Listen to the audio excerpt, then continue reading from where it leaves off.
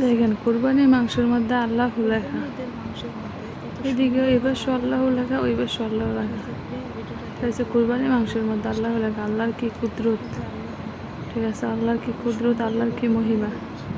Please আপনারা ভিডিওটা দেখবেন আর আমার চ্যানেলটা সাবস্ক্রাইব করবেন। প্লিজ প্লিজ আপনারা ভিডিওটা দেখবেন আর আমার চ্যানেলটা সাবস্ক্রাইব করবেন। চ্যানেল করবেন। এদের মধ্যে দুই দিকে মাংসের দুই দিকেই আল্লাহ লেখা। আল্লাহর কি রহমত, আল্লাহর কি হেলালিলা। ঠিক আছে, এটা কুরবানির মাংস। ঠিক আছে, এটা অন্য মাংস না, কুরবানির মাংস। ঠিক আছে, প্লিজ আপনারা ভিডিওটা দেখবেন আর আমার চ্যানেলটা সাবস্ক্রাইব করবেন। দেখেন, ভালোভাবে দেখেন, এই যে কত সুন্দরভাবে লেখা আল্লাহ। ঠিক আছে, ভালোভাবে দেখেন, দেখছেন।